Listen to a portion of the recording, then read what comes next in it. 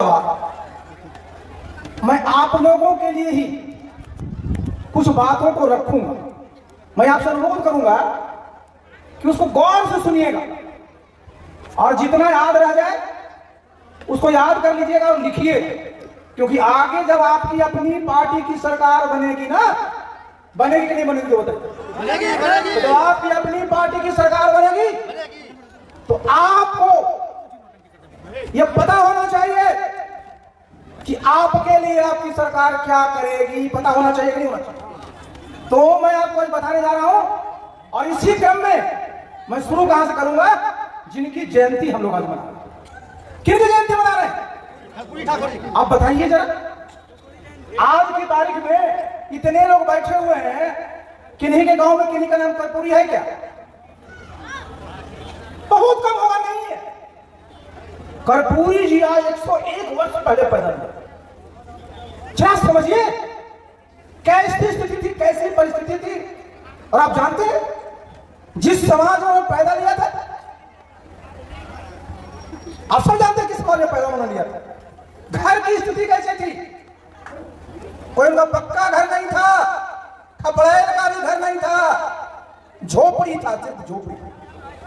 जरा जितनी हमारी माताएं यहां हैं, जितने हमारे बच्चे हैं, जितने हमारे पुरुष भाई लोग हैं, इसको जरा सुनिए कि उस विपरीत परिस्थिति में भी कर्पूरी ठाकुर जी ने जिस प्रकार से अपना जीवन को आगे बढ़ाया, उससे हम सब लोगों को सबक लेना है और हम लोग सबको उसके पीछे चल चल। सबसे पहला सबक क्या है? कर्पूरी जी जिस समाज में पैदा लिए थे, उस समाज का एक पैसे का काम भी आप जानते सब। आज भी उस समाज के लोग पैसा जुड़े हुए। कर्पूरी ठाकुर जी के पास ऑप्शन था कि कहां पढ़ाई लिखाई करें, हमारा जो अपना पैसा है, जो हमारा खानदानी पैसा है, उस काम को करें। लेकिन देखिए कर्पूरी जी झोपड़ी में पैदा लिए, गरीबी की स्थिति में भी रास्ता क्या बनाया? शिक्षा का, पढ़ाई का। और उस समय गांव में उन्होंने पढ़ाई किया। जितने हमारे यहां बच्चे हैं, जितने हमारी महिलाएं हैं, इस बात को सुन समझिए जरा। कर्पूरी जी को पढ़ने जाने के लिए 6-6 किलोमीटर पैदल चलना पड़ता था। 6-6 किलोमीटर। पैर में चप्पल नहीं थी, जूते तो छोड़ दीजिए। यही पढ़ाई किया, माता पिता ने उनका सहयोग किया। और उस जमाने में बहुत कम लोग मैट्रिक पास करते थे, मैट्रिक पास करते थे और पास किस डिवीजन से किए? फर्स्ट डिवीजन से। जरा सुनिए इसके बाद क्या घटना है। उनके माता पिता को क्या लगा कि मेरा बेटा फर्स्ट डिवीजन से मैट्रिक पास किया है। भाई गांव के जो सबसे बड़े व्यक्ति हैं उनके घर पर ले गए कि बेटा को आशीर्वाद देंगे, आगे बेटा का पढ़ाई में खर्चा होंगे तो बड़े आदमी है, कुछ मदद करेंगे। इस उम्मीद से अपने बेटे को ले गए सबसे बड़े आदमी का। जरा सुनिएगा इस बात, किस परिस्थिति में कर्पूरी जी ने पढ़ाई की और आगे का संघर्ष किया। जब ये याद रखिएगा ना, आप में भी ताकत आ जाएगी, आप में भी वो ताकत आएगी। क्या कहा उस बड़े आदमी ने कि फर्स्ट डिवीजन से पास किया है तो मेरा गोड़ दबाओ। सुनिए जरा, जो सबसे बड़ा आदमी था उसकी सोच क्या थी, मानसिकता क्या थी? सामंती सोच का व्यक्ति था। उसको क्या लगा कि गरीब का बेटा मैट्रिक पास कर गया, वो भी फर्स्ट डिवीजन से पास कर गया, और इसकी हिमाकत देखिए कि मेरे मुंह पर आकर कह रहा है कि फर्स्ट डिवीजन पास किया। अब देखिए उनकी क्या सोच रही, वो कह रहे मेरा गोड़ दबाओ, पैर दबाओ। यार सोचिए कर्पूरी जी को कैसा लगा होगा। आप इतनी माताएं हमारी बैठी हुई हैं, आपका बेटा मैट्रिक फर्स्ट डिवीजन पास करता है, कितना अच्छा लगता है कि नहीं लगता है? लगता है ना। और कोई अगर आपके बच्चे के लिए, आप बच्चे को ले जाए उसको दरवाजे पर गांव के किसी बड़े आदमी के यहाँ, और वो कहे उस बच्चे से कि मेरा पैर दबाओ, कैसा लगेगा आपको? कैसा लगेगा बताइए? कर्पूरी जी ने क्या किया, जवाब कैसे दिया? आगे पढ़े और पढ़ने के बाद सबसे बड़ा सुधार कहां किया? तो शिक्षा के क्षेत्र में सबसे बड़ा सुधार किया। वो शिक्षक भी बने, गांव में पढ़ाई भी बच्चों को कराए।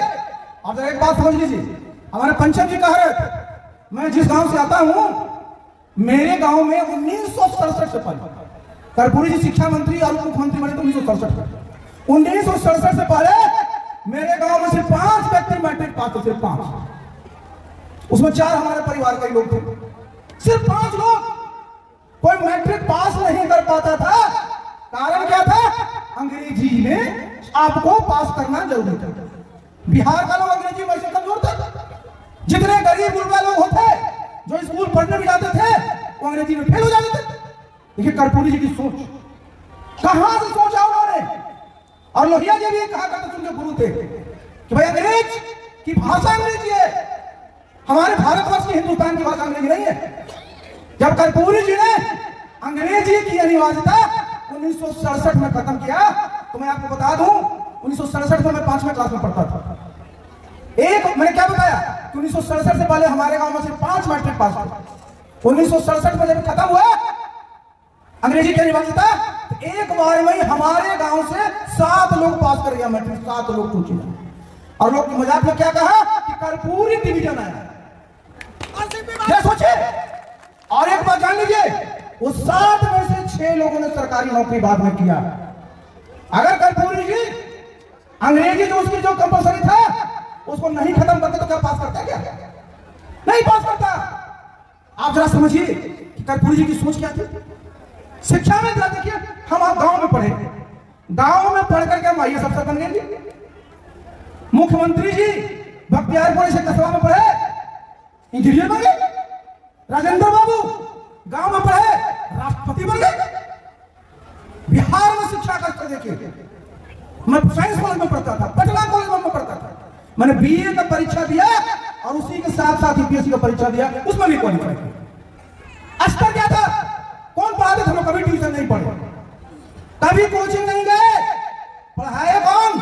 वही हमारे गांव के शिक्षक, वही हमारे पटना साइंस कॉलेज के प्रोफेसर, वही हमारे पटना कॉलेज के प्रोफेसर। आज क्या स्थिति है?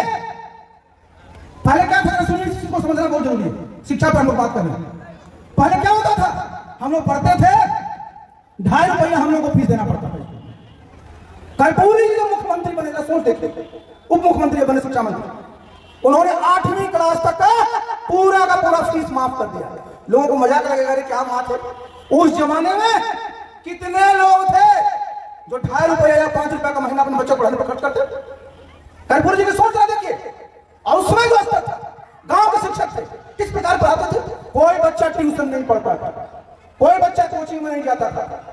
जो बच्चा हाई स्कूल में पढ़ता था, जब हम लोग कहते थे सेंटर हो गया, अब उसको मैट्रिक की परीक्षा में देना है, तो उसी हाई स्कूल में, उसी हाई स्कूल के भवन में स्पेशल क्लास चलता था। पढ़ाते कौन थे? उस विद्यालय के सारे टीचर। कोई कोचिंग कोई ट्यूशन नहीं पढ़ता था। और आज क्या है? जितनी माताएं जरा बता दीजिए, आपके जितने बच्चे हैं, पहली क्लास में पढ़ रहे हैं, दूसरी क्लास में पढ़ रहे हैं, तीसरी क्लास में पढ़ रहे हैं, जिस क्लास में पढ़ रहे हैं, स्कूल से आने के बाद उनको कोचिंग जाना पड़ रहा है, ट्यूशन पढ़ने के जाना पड़ रहा है कि नहीं? बताइए सभी बच्चे को ट्यूशन पढ़ने पर कितना खर्च हो रहा है? कितना खर्च हो रहा है? सरकार क्या कहेगी? मैंने शिक्षा में पूरा का पूरा निःशुल्क कर दिया है, कोई फीस नहीं लगता है। बोलती है ना सरकार, बोलती है कि नहीं बोलती है? लेकिन आप जरा, आपके ऊपर क्या बीतता है कि आपका बेटा आपकी बेटी कहती है कि मैया हमको फल्ला मास्टर क्या टिस्नी करा दो। हमरा टिस्नी बोलता, ट्यूशन नहीं बोलने आता, टिस्नी बोलता। कितना खर्च होता है? गरीब के बच्चे को भी 500 रुपया से 1000 रुपया प्रति महीने ट्यूशन पर खर्च हो रहा है कि नहीं हो रहा? बताइए हो रहा है कि नहीं हो रहा? उससे ज्यादा हो रहा है। और अगर वो मैट्रिक में जाता है तो कोचिंग, उसको इंजीनियरिंग की तैयारी करनी है तो कोचिंग, मेडिकल की तैयारी करनी है कोचिंग, किसी सर्विस जॉब में जाना है तो कोचिंग। और आप कल ही पढ़े होगा परसों, शिक्षा विभाग का हाल क्या है? अखबार में क्या निकला? एक जिले के जो जिला शिक्षा पदाधिकारी है, पढ़ा रखने अखबार में, उसके घर में इतना रुपया निकला कि बोरा में रुपया रखा हुआ। परसों की घटना है।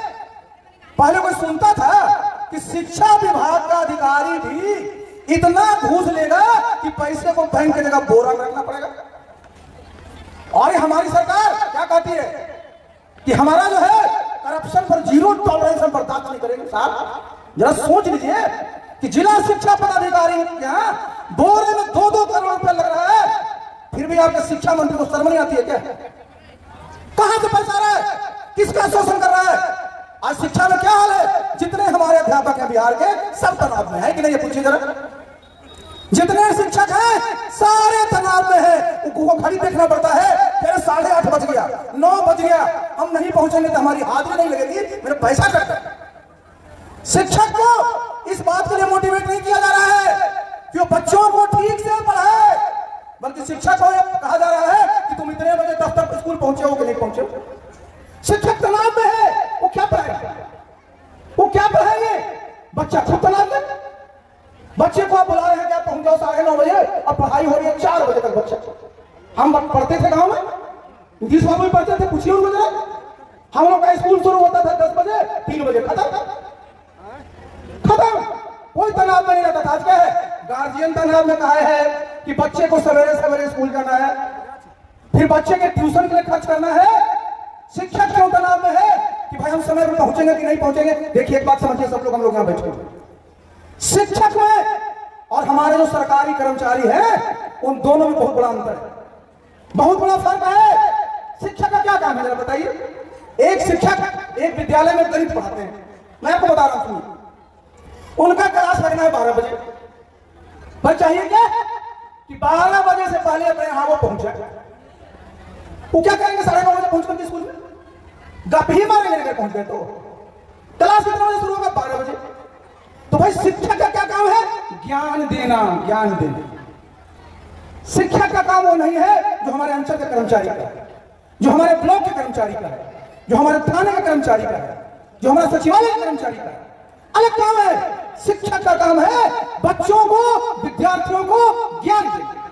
और ज्ञान देने का जरूरी क्या है कि जो हमारे शिक्षक हैं वो तनाव में कभी नहीं रहे, पढ़ते पढ़ाते रहे, जिससे कि हमारे बच्चों को ठीक से वो ज्ञान दे सके। आप सहमत है कि नहीं बताइए। अरे आप लोग सहमत है कि नहीं बताइए। तो देखिए, जब आपकी पार्टी सरकार में आएगी तो ऐसी शिक्षा व्यवस्था हम लोग करेंगे जिसमें हमारा कोई शिक्षक तनाव में नहीं रहेगा। और जब शिक्षक तनाव में नहीं रहेंगे तो ठीक से हमारे बच्चों को, बच्चियों को शिक्षा देंगे तो हमारे बच्चे भी तनाव में नहीं रहेंगे। और सबसे बड़ा तनाव किनको है, तनाव हमारे सब गार्जियन को है कि हमारे बच्चे ट्यूशन कहां से पढ़ेंगे, कोचिंग कहां पढ़ेंगे। तो उसका भी देखिए हमारे सामने रास्ता है।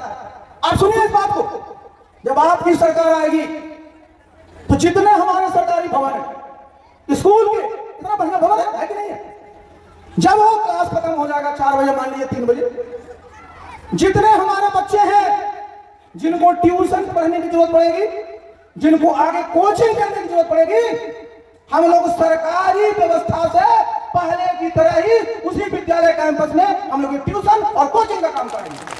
आपके पॉकेट से खर्चा नहीं होगा। जो हमारे शिक्षक है, जो इस प्रकार से हमारा एक्स्ट्रा क्लास करेगा, उसके शिक्षकों को हम लोग उसका अलग से पैसा देंगे। इससे आप लोग सहमत है बताइए।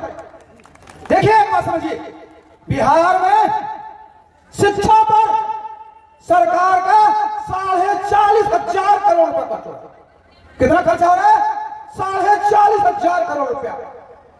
जब पहले मुख्यमंत्री थे 2005 तक, जरा सुन लीजिए इस बात को, उस समय का बजट बिहार सरकार का सिर्फ 23,000 करोड़ का था।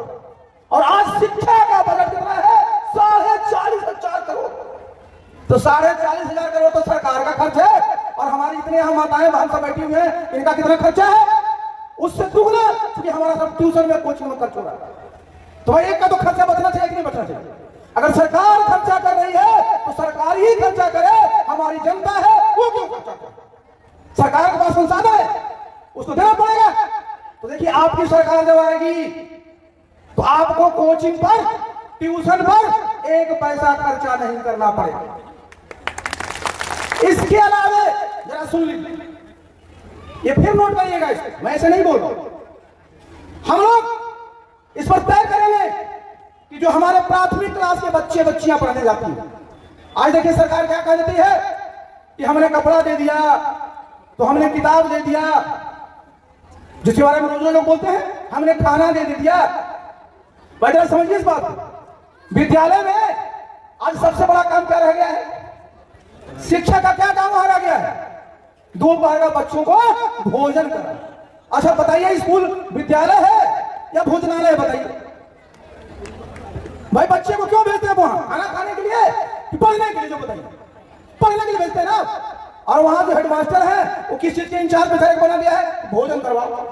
बच्चा लोग दिन भर थाली टंटनाते रहता है, क्या पड़ेगा? माहौल इस प्रकार का बनाना पड़ेगा जो हमारे स्कूल में अच्छी चीज है। बच्चों को अगर दोपहर का खाना बनता है उसकी व्यवस्था अलग से रखिए, उसमें शिक्षक क्यों इन्वॉल्व होंगे? आपने पूरा का पूरा शिक्षक उसी में लगा दिया है, सारे शिक्षक उसी में परेशान है कि कहां से चावल आएगा, कहां से दाल आएगा, कहां से क्या होगा। ये देखिए मुख्य काम जो है ना, जो कहते हैं कि चले थे हरिभजन को होटल लगे के पास, भाई उनका काम है बच्चों को पढ़ाना, जरा पढ़ाइए बच्चों को, भारत के संविधान के बारे में बताइए। और हेडमास्टर साहब जब स्कूल पहुंचे तो बता रहे सर सब्जी अभी तक नहीं आई है सर, आज कड़वा तेल मिल नहीं रहा है सर, बताइए उनका काम क्या है? उनका काम है अध्ययन करना, पढ़ाना, और काम क्या करवा रहे हैं उनसे आप? तो ये देखिए, ये जरा समझना बहुत जरूरी है कि शिक्षा में जो कर्पूरी जी का सब लोग क्या समझ सीख के जाइएगा कि कर्पूरी जी ने उतनी उनकी बेइज्जती की गई, उतना अपमान किया गया, उसके बाद भी शिक्षा के माध्यम से ही वो जिस मुकाम पर पहुंचना था वो पहुंचे कि नहीं पहुंचे। तो शिक्षा के लिए आप सब लोग अपने भी सचेत रहिए, और हम लोग आपकी जब सरकार बनेगी तो शिक्षा को हम लोग सबसे ऊपर रखेंगे, क्योंकि बिना शिक्षा के समाज का विकास संभव नहीं। आप जितने लोग यहां बैठे हुए, इस ठंड में भी आप लोग इतनी संख्या में आ गए, इसके लिए तो मैं आपको बधाई देता हूं, धन्यवाद भी देता हूं। लेकिन सबसे जो आज चिंता की बात है क्या है, मैं तो गांव में रहता हूं, जाता हूं, 100 में से 25 आदमी आजकल ठंडा लिया लगा हुआ है, बुखार लग गया। पहले बुखार लगता था तो क्या होता था, 2 दिन 3 दिन में ठीक हो जाता था, 10 रुपया 20 रुपया 25 रुपया 30 रुपया खर्च होता था। और आज क्या है, अगर तबीयत खराब होती है तो अस्पताल पहुंचिए, कितना खर्च होता है। हम बड़ी बीमारियों की बात नहीं कर रहे हैं, जो बड़ी बड़ी बीमारियां अलग है, ये सर्दी खांसी जुकाम जो साल में 2 से 3 बार हर एक को होता ही है, इसके लिए व्यवस्था क्या है? सरकार कहेगी जाइए अस्पताल हमने खोल रखा है, जाइएगा पता चला कि साहब को मिल ही नहीं रहा है। देखिए इसमें भी अपनी पार्टी की सोच है, जो व्यवस्था है वो तो है ही। अब बिहार में जरा जान लीजिए, स्वास्थ्य विभाग का भी बजट 18,000 करोड़ का, 1 रुपया का नहीं, 18,000 करोड़ रुपए का बजट है। तो आपकी पार्टी जब सरकार में आएगी तो हम लोग क्या करेंगे? हम लोग अस्पताल को नहीं बंद करेंगे, वो जो है वो चलता रहे, लेकिन हम लोग क्या करेंगे सुनिए, और खास करके हमारी जो नारी शक्ति इसको नोट कर लो, हम लोग ये करेंगे कि हर एक परिवार को हम लोग तय करेंगे एक खास अमाउंट कि 5,000 हो 6,000 हो, प्रति वर्ष उनके खाते में डाल देंगे, जिससे कि जब भी कभी छोटी मोटी बीमारी होती है तो दवा लेने के लिए आपको किसी के सामने हाथ नहीं पकड़ना। इससे आप सहमत है कि नहीं? लोग कहेगा कि यार सीपी सिंह भाषण दे रहे हैं कि पैसा कहां से लाएंगे, बोलेगा ना लोग। बिहार सरकार का बजट देख लीजिए, 2,65,000 करोड़ का है जी। कितना का है? 2,65,000 करोड़। पैसे की कमी है, नियत रहना चाहिए, पैसा हमारे लोगों के घर में पहुंचना चाहिए, उनके खाते में पहुंचना चाहिए। तो देखिए स्वास्थ्य में भी हम लोग इस बात का ध्यान रखें। आप जरा आ जाइए, हमारे सारे के सारे किसान लोग यहाँ बैठे, सब लोग खेती बाड़ी जुड़े हुए हैं। भाई मैंने कई बार माननीय प्रधानमंत्री को धन्यवाद भी दिया है कई बार कि उन्होंने प्रधानमंत्री किसान सम्मान निधि योजना शुरू किया बिहार में, देश भर में 2019 से 6,000 रुपया देते हैं, 2,003 बार में आता है। मैं नीतीश बाबू के साथ था उस समय, मैंने उनको कहा कि सर प्रधानमंत्री 6,000 दे रहे हैं, आप किसान की बात करते हैं, किसान का रोड मैप बनाते हैं, बड़का बड़का सेमिनार करते हैं। किसान बिहार का बहुत मेहनती है, बहुत परिश्रमी है, उसको क्या चाहिए? जैसे केंद्र सरकार 6,000 रुपया प्रति वर्ष उनके खाते में सीधे सीधे दे रही है, तो अगर हम आपकी जगह मुख्यमंत्री होते तो मैं राज्य सरकार की तरफ से 12,000 रुपया देता हूं। आप तो समझिए, अगर किसान के घर में उसके खाते में जब रुपया आ जाएगा तो क्या करेगा किसान? इसको सुनिए जरा, क्या करेगा? देखिए उसके घर में जो आवश्यकता, एक आदमी हमसे बोला कि अरे सर जब पैसा दीजिएगा ना तो खर्चा कर दे, तब पैसा दिएगा तो गाड़ के रखने के लिए। सुनिए इस बात, पैसा दिया ही जाता है खर्च करने के लिए। अगर किसी किसान ने उनके घर में पैसा बचा और अपने बच्चे के लिए एक्स्ट्रा स्वेटर खरीद लिया, तो बिहार में कितने बच्चे हैं? कई करोड़ बच्चे हैं ना, उतना करोड़ स्वेटर खरीदाएगा तो कितना रोजगार का अवसर पैदा होगा, जरा बताइए। तो पैसा जब हम अपने लोगों को देंगे और वो जो खर्च करेंगे तभी विकास होगा कि नहीं होगा? तो देखिए करना क्या है इसमें कि आपको क्या करना चाहिए कि जो किसान है, और ये जरा जरा नोट कर लीजिए, मैंने कहा ना शुरू में, ये नोट कर लीजिए कि आपकी पार्टी आशा पार्टी जब 2025 चुनाव के बाद सरकार में आएगी तो जितना पैसा केंद्र सरकार देती है आपके खाते में, उससे ज्यादा पैसा हम लोग बिहार किसान के खाते में डालेंगे। ये होना चाहिए कि नहीं होना चाहिए? ये होना चाहिए। जब हम पैसे देंगे वो लोग खर्च करेंगे, जब खर्च करेंगे तो हमारा उत्पादन बढ़ेगा तो लोगों को रोजगार मिलेगा, उस पर हम आएंगे बेरोजगारी पर। हमारी इतनी संख्या में यहाँ महिलाएं हमारी बैठी हुई, नारी शक्ति हम करते हैं। कई प्रदेशों में अलग अलग नाम से योजनाएं चलाई जा रही है, सीधे सीधे वहां क्या होता है, महिलाएं हैं उनके खाते में एक मुश्त धनराशि दी। यहां भी मैं देख रहा हूं कि एक पार्टी ने इसका प्रचार भी किया है। मैं आ रहा था रास्ते में तो मैंने देखा स्लोगन भी लगा हुआ है, 2500 रुपया देने की बात वो कर रहे हैं। मैं देखिए, मैं आपको एक बात स्पष्ट करता हूं, मैंने क्या बताया कि 2,65,000 करोड़ का आपका बजट है बिहार का। हमारी जो महिलाएं हैं, जो नारी शक्ति आबादी कितनी है, आधी आबादी है कि नहीं है? तो 2,65,000 का आधा कितना हुआ बताइए?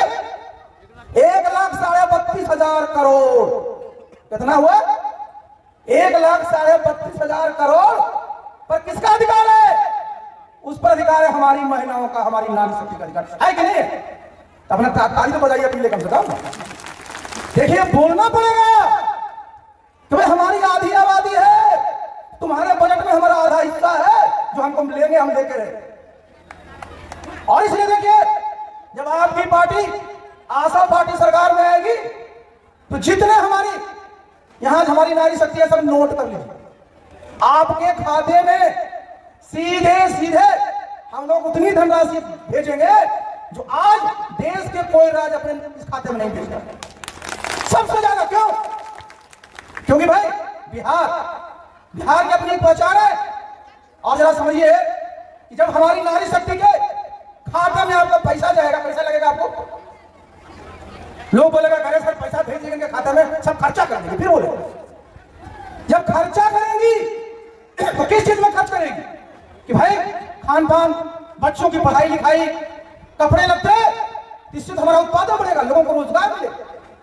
तो ये भी देखिए, हम लोग का एक संकल्प होना चाहिए कि ये हम लोग जो हमारी नारी शक्ति है उसको सम्मानित करना चाहते हैं, तो उनके खाते में पैसा दे करके आपको एहसान नहीं कर रहे हैं, बल्कि उनका अधिकार है जो उनको मिलना चाहिए। तो देखिए, हो गया शिक्षा का, ये हो गया स्वास्थ्य का, ये हो गया हमारी नारी शक्ति। अब जरा आइए, सबसे बड़ी पीड़ा क्या है आप लोगों की? सबसे बड़ी पीड़ा आपकी क्या है? आपके सबसे बड़ी पीड़ा है कि आज आप छोटे मोटे काम के लिए किसी भी सरकारी दफ्तर में जाते हैं तो बिना पैसा के कोई काम नहीं होता। आप कहिएगा हमसे कि अरे आप ही तो थे सर, आप ही तो 5 साल तक उनके साथ थे, तो जरा मुझे बता दीजिए कि 2005 से 2010 में उसमें था साथ। मैंने क्या कहा था? किसी की हिम्मत थी शिक्षा विभाग के जिला पदाधिकारी की कि इतना घूस लेकर उसको बोरा में रुपया रखना पड़े? क्या हो गया? देखिए जरा कानून व्यवस्था क्या हाल है। अभी 2 दिन पहले आपने सुना ना, आप जरा सोचिए, जरा इस बात पर गौर करिए सब लोग यहाँ बैठे। नीतीश बाबू की पहचान क्या थी 2005-2010 में? कानून का राज। कानून से अपराधी लोग डरता था, कहीं इनकाउंटर नहीं करना पड़ता था पुलिस को, कानून का भय था और अपराधी लोग बिहार छोड़ के भाग गए। भाई कट्टा रखने की हिम्मत नहीं थी। आज तो बताइए, जो घटना घटी है परसों अखबार में मैं पढ़ रहा था, AK-47 चला रहा है जी। जरा सोचिए, पटना में मुख्यमंत्री जी बैठते हैं, उनके सारे मंत्री बैठते हैं, सारे पदाधिकारी बैठते हैं, और माननीय मुख्यमंत्री जी का जो पुराना लोकसभा क्षेत्र है उसी टाल इलाके में तनातंत्रा गोलियां चल रही है। और नीतीश बाबू के लोग क्या भाषण देंगे कि बिहार में कानून का राज्य है। बताइए, इतना बढ़िया कानून का राज है कि AK-47 से गोली चलाने वाला आप क्या बोल से सुन रहे होंगे, टीवी पर बोल रहा। बताइए जरा, आपके इलाके में कोई अगर इस तरह का कांड कर दे तो टीवी पर आएगा, लापता हो जाएगा। और नीतीश बाबू का चूंकि पुराना क्षेत्र है, जो गोली चला रहा है वही टीवी पर आकर के अपना बयान दे रहा। यही कानून का राज बिहार में 2005 से 2010 तक हम उनके साथ थे। जितने अपराधी हैं ना, इनकी हिम्मत थी, इनकी औकात थी। और आज क्या है, कानून को ठेला दिखा रहा है। ये आपको बर्दाश्त है क्या? ये आपको मंजूर है क्या? बताइए। आपकी सरकार आएगी, ये जितने इस प्रकार के अपराधी हैं कान खोल करके सुन लें। बिहार में यह बर्दाश्त नहीं किया जा सकता है, नहीं किया जाएगा। बिहार भगवान बुद्ध की धरती है, महावीर की धरती है, मखदूम साहब की धरती है, गुरु गोविंद सिंह की धरती है। यहां शांति के हम लोग प्रतीक हैं, और यहां हम लोग इस प्रकार का, किसी प्रकार का, इस प्रकार का आतंक सोच का उसको बर्दाश्त नहीं करते। और ये बात पूरी तरह से होना चाहिए, ये मैसेज साफ जाना चाहिए। मैं सोचिए साहब, 2 दिन की घटना घटे हो गया, कोई बोलने वाला नहीं है, बल्कि बाइट नहीं का सुनील श्रीमान जी लोग किसका महिमा मंडित कर रहे हैं? कानून का राज तो रहा नहीं, कानून का भय तो रहा नहीं, बल्कि वो कानून को अपने पॉकेट में लेकर के चल रहा है और सरकार को ठेला दिखा रहा है, और सरकार चुप। ये चलने वाला नहीं है। जब तक कानून का राज नहीं होगा, बिहार में विकास हो सकता है क्या? हमारे लोग जब डर जाएंगे तो कैसे काम चलेगा? तो ये बात जान लीजिए, आपकी सरकार आएगी, किसी अपराधी की हिम्मत नहीं होगी। 2005 से 2010 में हम साथ में थे, किसी अपराधी के औकात थी, हिम्मत थी? क्या हुआ? जो हमारे बोल रहे थे, प्रीतम जी मुख्यमंत्री वही है, नीतीश बाबू वही है, नाम वही है, हम लोग साथ में थे, उनकी ताकत मजबूत थी। अभी उनको कुछ लोग घेर लिए हैं, जिसको हम कहते हैं अवैध कब्जा कर लिया है, और स्थिति सामने। इस अवैध कब्जा को हटाना है कि नहीं? बताइए, बताइए। जिनको अवैध कब्जा को हटाना, हाथ उठाइए जरा। जब आप लोग सब सहमत है, अवैध कब्जा हटेगा और बिहार में कानून का राज स्थापित होगा। अब आप आइए, जिसकी मैं चर्चा कर रहा था कि आज आप जब जाते हैं अंचल में कि निवास प्रमाण पत्र लेना है, आय प्रमाण पत्र लेना है, जाति प्रमाण पत्र लेना है, लिखा हुआ है right to public service act, right to public grievance act, बिना पैसा दिए मिलता है क्या? जरा बताइए। अब आप जरा सोचिए, जब आपकी पार्टी सत्ता में आएगी, आशा पार्टी तो क्या होगा? चुनाव आयोग क्या करता है? हर एक व्यक्ति के घर में वोटर आईडी कार्ड पहुंचा देता है कि नहीं पहुंचाता? जब वोट डालने जाते हैं तो वोटर आईडी कार्ड रहता है ना। जब चुनाव आयोग प्रत्येक के घर में वोटर आईडी कार्ड पहुंचा देता है, तो आपकी सरकार जब आएगी, भी नोट कर लीजिए, बाद में कहिएगा, आपकी सरकार आएगी तो आपके घर पर आपका निवास प्रमाण पत्र, जाति प्रमाण पत्र, आय प्रमाण पत्र प्रत्येक साल 31 मार्च के पहले पहुंचा दिया जाएगा आपके घर पर। आपको अंचल का चक्कर नहीं लगाना है, ये सेवा है, और सेवा निःशुल्क। आखिर देखिए, जो हमारे कर्मचारी हैं, जो गांव में हमारे तैनात हैं, उनको हम सरकार से पैसा किस काम कर देते हैं? अभी क्या होता है, आपको कुछ लेना है तो अंचल जाइए, ब्लॉक जाइए, आपको खर्च करके वहां जाना है, गए तो पता चला है ये नहीं है। इसलिए मैंने कहा कि ये जो है, ये आपका अधिकार होगा, और आपकी पार्टी की सरकार जब होगी तो आपके घर पर पहुंच जाएगा। एक मामला जो सबसे अहम है, जरा भाई साहब कुछ जरा, एक मामला क्या है बिहार में, जरा सूचित बात, जमीन का मामला सबसे नाजुक है। जमीन का मामला सबसे नाजुक है। लोगों को पता ही नहीं है कि उनके गांव में जो जमीन है, पूरी कितनी जमीन है, कितने खातेदार हैं, कौन कौन खातेदार में किसका किसका कब्जा है। तो आपकी पार्टी जब सरकार में आएगी, जब सुन लीजिए कैसे, देखिए आज अपने यहां बोर्ड लगा दिया ना, आप सबकी आवाज। इसी प्रकार का बोर्ड सभी गांव के सामने एक नहीं कई बोर्ड लगाए गए। और सुनिए इसको, क्या उस बोर्ड में लिखा होगा? उस बोर्ड में उस गांव का नक्शा होगा, और एक एक प्लॉट का, एक एक खाता का खातेदार के नाम के साथ उस जमीन किस प्रकार की जमीन है, कौन उसका मालिक है, उसके नाम के साथ आपके गांव के बाहर लगाएगा। उससे होगा क्या, गांव के सब लोगों को पता चल जाएगा कि भाई ये जमीन किसकी है। पता चला कि आप किसी जमीन पर कब्जा किए हुए हैं, चोट आप रहे हैं, और नाम जिनका चला रहा है परदादा का। मैं आपको अपना उदाहरण दे रहा हूं। हमारे पिताजी रेवन्यू को बड़े भारी जानकार थे इलाके के, लेकिन मैं बता रहा हूं स्थिति 1967 में हमारे परिवार का बंटवारा हुआ। 2010 में जरा सुनिएगा क्या स्थिति है। 2010 में जब मुझे राज्यसभा के नॉमिनेशन करना था, तो संपत्ति का विवरण देना होता।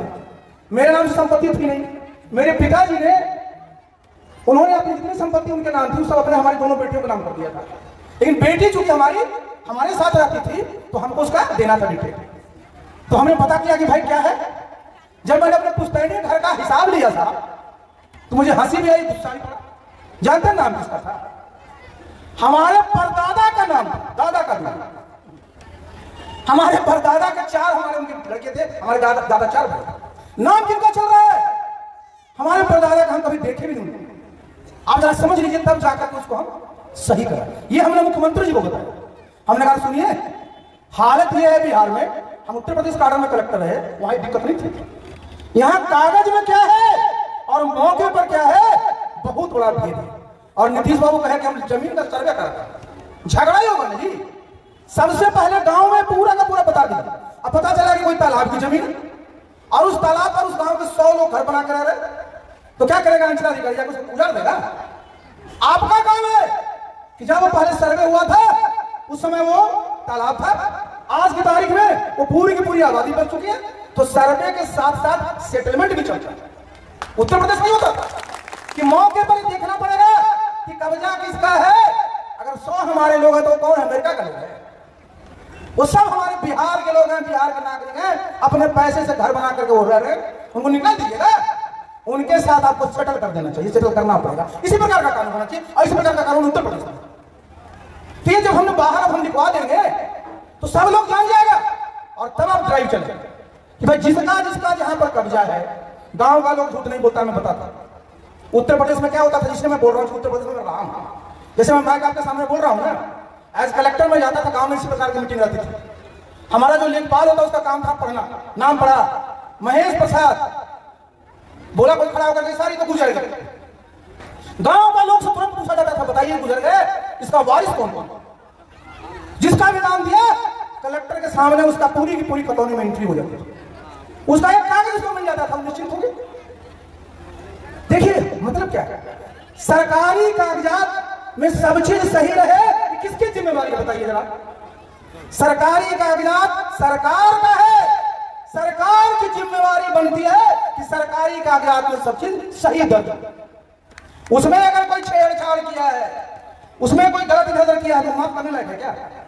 तो पहले तो वो चीज को ठीक करिए ना श्रीमान जी, और तब जाकर के आप जिस प्रकार का सुधार लाने लाइए। हमसे मुख्यमंत्री जी बार बार कहते हैं उत्तर प्रदेश जाते हैं रामचंद्र बाबू, बड़का बड़का प्लॉट हमने देखे, वहां चकबंदी एक बार नहीं, हर एक 10 वर्ष में चकबंदी होती है। कारण क्या है? वहां कागज सब सही है। आप वहां विद्यालय बनाना चाहते हैं, जमीन की कमी नहीं, क्यों? क्योंकि हर एक 10 साल के बाद अगर चकबंदी होती है तो चकबंदी का एक नियम है कि गांव की जितनी जमीन है, सुन लीजिए इसको, अगर आपके गांव में 100 एकड़ जमीन है, चकबंदी होगा तो 3 एकड़ जमीन निकाल दिया गया। काहे के लिए? सार्वजनिक उपयोग के लिए, चाहे वो खलिहान बनेगा, स्कूल बनेगा, अस्पताल बनेगा, बच्चों को खेलने जो चीज, तो किसी को ऐसा लगेगा कि हमारी जमीन जा रही है ना, वो सबसे जाता है।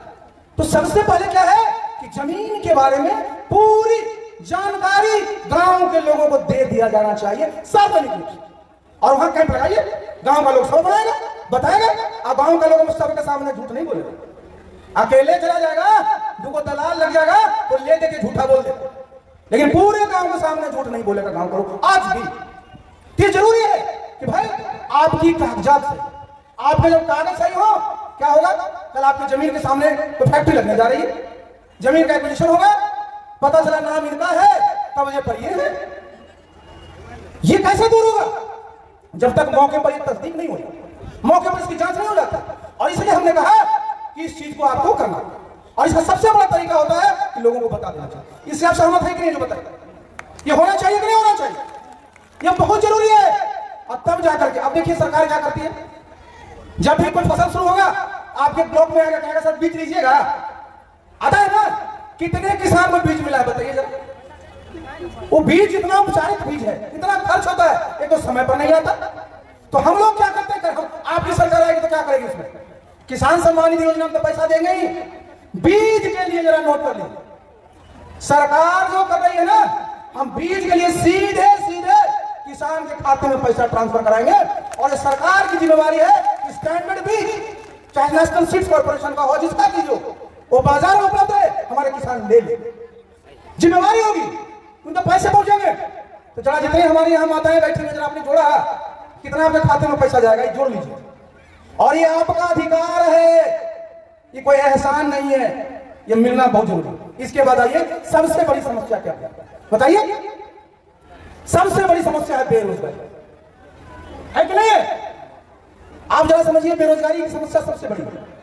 वो कैसे दूर होगा? देखिएगा, बोलेगा क्या, मुख्यमंत्री जी कहेंगे 5 लाख टीचर बना देंगे, दूसरा बोलेगा हम 9 लाख बना देंगे, तीसरा बोलेगा 10 लाख बना देंगे, चौथा बोलेगा 19 लाख बना देंगे। बिहार में कितनी आबादी है? 13.5 करोड़। एवरेज 4 से ज्यादा हमारे बिहार में एक परिवार में है, तो सोच लीजिए कितना कितना परिवार है, करीब करीब 4 करोड़ के आसपास। कितने को नौकरी देने की बात करते हैं? 5, 8, 10। अभी बिहार में कितना कर्मचारी है? आज भी 20 लाख कर्मचारी बिहार में नहीं है। अगर आप 20 लाख कर्मचारी भी आप बहाल कर दीजिएगा, तो सबसे पहले तो श्रीमान जी बताइए उनकी तनख्वाह के लिए पैसा कहां से लेंगे? आप बस रिसोर्स क्या है, जरा सुन लीजिए एक बात, रिसोर्स क्या है? कुछ नहीं बचा। रजिस्ट्रेशन का फीस अभी मैं देख रहा था, हंसीएगा, गुस्सा भी।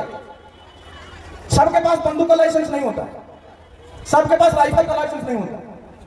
हम लोग उसके प्रशासन में रहे, हमारे पिताजी के नाम से भी लाइसेंस था, तो मेरे नाम से भी। मुझे देख करके इतना गुस्सा आया है। रिन्यूअल का फीस कितना हो गया पता है? कोई लाइसेंस है यहाँ 2,500 रुपया रिन्यूअल का फीस। अरे सोचिए साहब, कर्पूरी जी थे, जरा सुनिए बात कर्पूरी जी का जवाब। कर्पूरी जी की क्या सोच थी कि पहले लाइसेंस बड़े बड़े लोगों को मिलता था और राइफल और बंदूक के बदौलत उनको दबाते थे, हत्याएं भी होती थी। कर्पूरी जी ने कहा था कि गरीब लोगों को हम लाइसेंस देंगे, बंदूक खरीदने के लिए हम पैसा भी देंगे। जरा सोचिए कि कर्पूरी जी की आत्मा को कैसा लग रहा होगा कि उनके चेले लोग जो सरकार चला रहे हैं, रिन्यूअल में 2,500 रुपया ले रहे हैं। कहा है? क्योंकि बिहार में आय का कोई स्रोत बचा नहीं। एक स्रोत था आबकारी का, एक्साइज का, ये तो आप सब जानते हैं। बिहार में 2016 से शराबबंदी हो गया कि नहीं हुआ? ये बताइए, जितने लोग यहां बैठे हुए हैं, किनके गांव में जरा शराब नहीं कोई पीता? जरा हाथ उठाइएगा तो, जिनके गांव में कोई शराब नहीं पीता। ये देखिए, यही मैंने नीतीश बाबू को कहा था, यही मैंने नीतीश बाबू को कहा था कि आप तो पटना में रहते हैं, मैं तो अपने गांव में रहता हूं। मेरा गांव सड़क पर है। मेरे गांव में जो लोग पहले शराब पीता था आज भी शराब पी रहा है। 300 से ज्यादा आदमी जेल जा चुका है। लेकिन क्या लिखा है? शराबबंदी सफल। नुकसान कितना है जी? 25,000 करोड़ रुपया जो राजस्व आता है उसका नुकसान है 25,000 करोड़। हम इस बात को मान लेते अगर बिहार में लोग शराब पीना छोड़ दिए। हमने नीतीश बाबू से कहा था कि आप अपने कल्याण दिखा गांव में पता करा लीजिए कि पुराना कितना पियक्कड़ है, कोई छोड़ दिया है क्या? तो देखिए डबल नुकसान, 25,000 करोड़ का नुकसान। अगर 25,000 करोड़ हमको राजस्व आ जाए और हर एक महिला के खाता में हम 20,000 रुपया देंगे तब भी हमारे पास पैसा बचे, लेकिन 25 करोड़ रुपया नुकसान हो गया। और जितना गरीब लोग है पकड़ाया 35 रुपया तुरंत। 112 नंबर की गाड़ी लगी रहती है, सब जगह पुलिस की लगी रहती है ना। कौन काम है? लोग मुंह सूंघते रहते हैं। पुलिस का काम मुंह सूंघना है जी। पुलिस का काम क्या है? यही मैं बता रहा हूं, सुन लीजिए जरा। नीतीश बाबू ने पुलिस वालों को क्या बना रखा है? मुंह सूंघवा बना दिया है। दिन भर मुंह सूंघवाते रहते हैं और इसीलिए अपराधी लोग तड़ातड़ गोली चलाते हैं। पुलिस का काम है जो इस प्रकार के अपराधी हैं, जो इस प्रकार का अपराध करता है उसके पीछे पड़ करके उसको अंदर पहुंचाता है। काम है कि नहीं काम? तो दिन भर पता चला, आपको बता दें, अब यहां सब लोग जाइएगा ना तो पता चला कि यार सीपी सिंह की मीटिंग होनी, रास्ता में पुलिस वाला से बैठा होगा मुंह सूंघने की। बताइए साहब, ये बिहार के नागरिक है। 25,000 करोड़ का नुकसान। गांव में लोग जेल जा रहे हैं, खर्चा होता है कि नहीं होता? किसी को फायदा नहीं है। लोगों ने नीतीश बाबू को कह दिया होगा कि गांधी जी के बाद आप ही का नंबर आ जाएगा समाज सुधार। तो देखिए, ये मैं बता रहा था कि अपने पास संसाधन नहीं, इसलिए समस्या। अब आप जरा सोचिए क्या कहेगा बिहार में? अरे बिहार में उद्योग धंधा कहां से चला, ये मैं बोलने वाला हूं। अब ज्यादा नहीं, 15 मिनट में खत्म करेंगे, लेकिन सबसे इंपॉर्टेंट सुनिए। क्या कहेंगे कि झारखंड के बंटने के बाद बिहार में कुछ बचा ही नहीं। यहां बोलेगा कि खनिज के नाम पर सिर्फ बालू, जितनी नदियां हैं उसके बारे में क्या बोलेगा कि यही बालू है। जबकि मैं आपको बता दूं, मैं तो साल ही भर केंद्र में मंत्री रहा ना। विपिन यादव बोले नहीं तो बोलते आपको बताते भाई हमारा ऐसा केस काटे को होगा जहां की केंद्र में हम मंत्री थे, हमारी पार्टी का बहुमत था उतना यहाँ कि हम एमपी बने रह सकते थे, लेकिन ईर्षा डाह जलन के चलते टिकट हमारा तो काट दिया। नुकसान कितना हुआ जरा समझिए, ये सुन लीजिए मैं बताने जाता हूं। भाई बिहार में हमें नीतीश बाबू को बताया था, मैं जो चीज बोल रहा हूं ना अब उनको तो याद नहीं होगा, लेकिन मैं बोल रहा हूं सुनिए। बगल में आपका सोनो कितना दूर है यहाँ से? जमुई का सोनो कितना दूर है यहाँ? बोलिए 50-60 किलोमीटर। ये सोनो में सोना का खुद भंडार है। किस चीज का? सोना का खुद भंडार है। हम जहां से आते हैं नालंदा से, राजगीर आप लोग गए होंगे, राजगीर के बगल में जेठियन है, सोना का खुद भंडार। एक जगह नहीं, दो जगह सोना का खुद भंडार है। मैं नीतीश बाबू को बताता हूं, ये लोग हाथ पर हाथ डाले बैठे हैं। पूरे भारतवर्ष में जितनी हमारी महिलाएं यहां बैठी हैं, सुन लीजिए आप, जो सोना पहने हुए हैं ना, अपने देश में इसका उत्पादन नहीं होता है। ये सारा का सारा सोना विदेश से आ रहा है, सारा का सारा सोना विदेश से। 142 करोड़ हमारी आबादी, इतना बड़ा हमारा देश है, लेकिन हम पूरा का पूरा सोना बाहर से आयात कर रहे हैं। जबकि बिहार ही एकमात्र प्रदेश है जहां एक नहीं दो सोना का ऐसा स्थल है जहां अकूत भंडार है सोना। अब जरा सोचिए, आपकी पार्टी की सरकार जब आएगी तो क्या होगा? हम बैठे रहेंगे? हम बैठे नहीं रहेंगे। उस सोना जहां है उसकी खुदाई होगी, सोना निकाला जाएगा और सोना आधारित जितने तरह की फैक्ट्री है वो बिहार में लगाई जाएगी। और हमारे पास ज्यादा सोना होगा, हम सोना को बाहर भेजेंगे, हमारी कमाई और बढ़ जाएगी। तो आपको रॉयल्टी भी आएगा, साथ साथ हमारे लोगों को रोजगार भी मिलेगा और हमारे यहाँ बहुत सारे उद्योग धंधे सोना आधारित लग जाएंगे। अब जरा सोचिए, पूरे देश में साहब, सिर्फ बिहार में भी मैं देख रहा था अखबार में कुछ दिन पहले, केरला में थोड़ा सा कहीं कुछ मिला, केरला वाले बिल्कुल लड्डू बांट रहे। बिहार में इतना ज्यादा है लेकिन हमारा नेता सबको दिखते ही नहीं, क्योंकि मैं उस विभाग का मिनिस्टर था, इसलिए मैं बोल रहा हूं और मैं नीतीश बाबू को बता रहा हूं। तो सोना का सबसे ज्यादा भंडार ये पूरा का पूरा आपका पीर पैंती का इलाका है ना। अब हमारी कोई इच्छा नहीं है कोयला निकालने, इस सारे में कोयला भरा हुआ है, लेकिन हमको कोयला नहीं निकालना है। कहा है? क्योंकि दुनिया भर में क्या देख रहे हैं आज हो रहा है कि जलवायु परिवर्तन हो रहा है, गर्मी बढ़ रही है, प्रदूषण बढ़ रहा है। अगर आप कोयला निकालिएगा तो प्रदूषण का लेवल और बढ़ेगा, लोग बीमार होंगे, लोगों की जान जा सकती है। इसलिए क्या होता है कि हम लोग, और दूसरा भी जो हमारा सोर्स एनर्जी का, इस सामने देखिए सूर्य भगवान है ना, सबसे ज्यादा जो ऊर्जा के स्रोत है वो कौन है? सूर्य भगवान है। ये अच्छे ऊर्जा है, ये रोज उगते हैं, हम लोग तो छुट्टी पर चले जाते हैं। अगर ये छुट्टी पर चले जाएंगे कैसा लगेगा? इतना हमारे पास ऊर्जा का स्रोत है हमारे बिहार में। और बगल में मैंने बताया ना आपको, टंगस्टन एलिमेंट होता है, बच्चे हमारे लोग पढ़ते हैं सब समझते हैं। बहुत बड़ी बड़ी जितने भी उद्योग लग रहे हैं सब उसमें उसका यूज होता है। उसमें कितना पैसा कमाएगा, कितने उद्योग धंधे लगेंगे। और एक बात और जान लीजिए, अपने पूरे देश में इतना ज्यादा हमारे यहाँ रेयर अर्थ है, जो आगे आने वाली जितना हमारा आईटी इंडस्ट्री है, चाहे हमारा एयर स्पेस का है, सब में इसका उपयोग होता है। तो हमारे यहाँ बहुत ज्यादा सब प्रकार का हमारा माइंड जो है कहाँ है? बिहार में है। और इसी इलाके में पूरा का पूरा है। तो आगे आने वाला समय किसका है जी? आगे आने वाला समय हम बिहारियों का ही है। बिहार में हमारे पास अकूत खनिज संपदा है और खेती के मामले में तो हम लोग अव्वल है। हमारे पास जो जल है पर्याप्त है। और अभी देखिए क्या होता है, आपकी जितनी गाड़ियां आई हुई हैं सब में डीजल लगता है, पेट्रोल लगता है और आज गैस पर चल रहा है।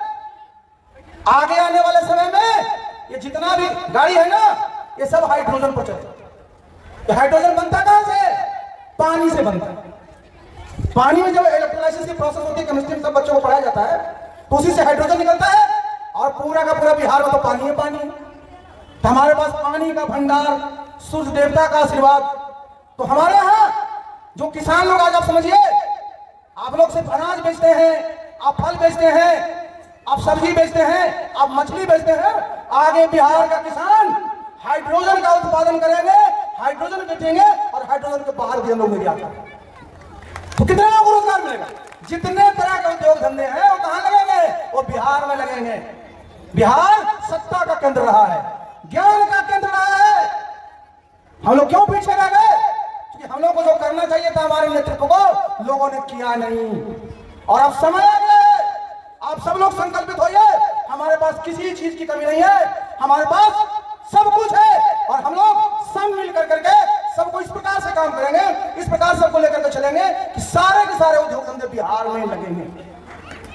अब अगर आप लोग कहें कि कैसे लगेगा, तब समझा दीजिए। तो जब हमारे यहाँ उद्योग लग जाएगा, कृषि आधारित उद्योग लग जाएगा, तो हमारा बिहार पहले क्या कहता था भाई, बिहार सही तो यहाँ पर देखिए आपका अंग का पूरा, मगध का पूरा, मिथिला का पूरा अपना एक हम लोग का रहा। तो हम पूरा जो हमारा बिहार है, इस सबको हम लोग को एक साथ रखना है। और सब बिहार में जब साथ रहेंगे, साथ चल के हम लोग काम करेंगे, तो बिहार विकसित प्रदेश बन के। आज क्या स्थिति है, आज क्या स्थिति है, जरा लोग नेता लोग आए तो पूछिएगा। प्रधानमंत्री जी कहते हैं कि भाई भारत को 2047 में हम विकसित देश बनाएंगे, कहते हैं ना।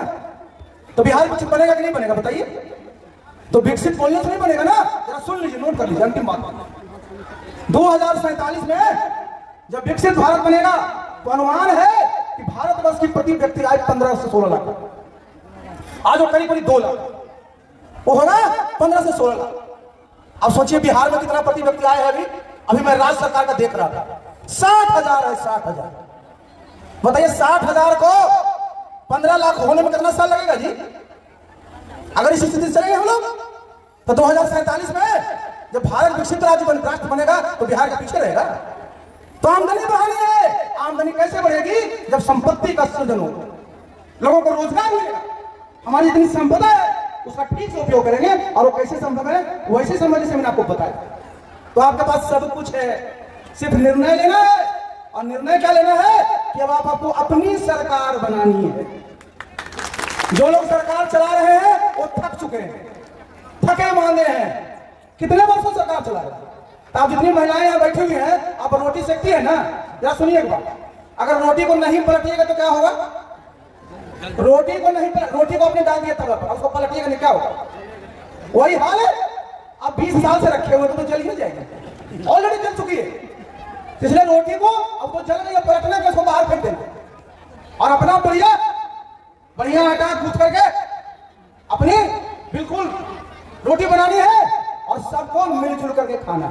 मिलजुल कर खाने का मतलब क्या है कि समाज में किसी प्रकार का भेदभाव नहीं होना चाहिए, न जाति के नाम पर, न संप्रदाय के नाम पर, न लिंग के नाम पर, न क्षेत्र के नाम पर। हम सब लोग भारतीय हैं, हम सब लोग बिहारी हैं। सामाजिक सद्भाव, सांप्रदायिक सौहार्द, आपसी भाईचारा हम लोग बना करके रखेंगे और बिहार को हम लोग विकसित प्रदेश बनाएंगे, तभी जो है भारतवर्ष विकसित प्रदेश। तो चलिए समाप्त करने के पहले हम 3 माताओं को प्रणाम करेंगे। आप लोग नारा लगाएंगे। देखिए, सबसे पहले किनको प्रणाम करना चाहिए? सबसे पहले हम लोग को धरती माता को प्रणाम करना चाहिए कि नहीं करना चाहिए? तो हम नारा लगाएंगे, धरती माता की, बोलिएगा कि ना जय। तो धरती माता की, धरती माता की, धरती माता की। अब आप भाई, धरती माता तो पूरे दुनिया में है। हमारा देश कौन सा है? भारत। तो भारत को हमारी माता है कि नहीं है? तो भारत माता की, भारत माता की, भारत माता की। और यहाँ जितने लोग हम लोग बैठे हुए हैं, पैदा किसने किया है? किसने पैदा किया है? सबको अपनी माँ ने। तो जितने लोग हैं अपनी अपनी माता के जयकार लगाइए कि नहीं? तो अपनी अपनी माता की, अपनी अपनी माता की, अपनी अपनी माता की जय। तो हम लोग को, आशा पार्टी के लोगों को, अपनी माताओं का सम्मान का मतलब क्या होता है? धरती का सम्मान, अपने राष्ट्र का सम्मान और अपनी माता का सम्मान।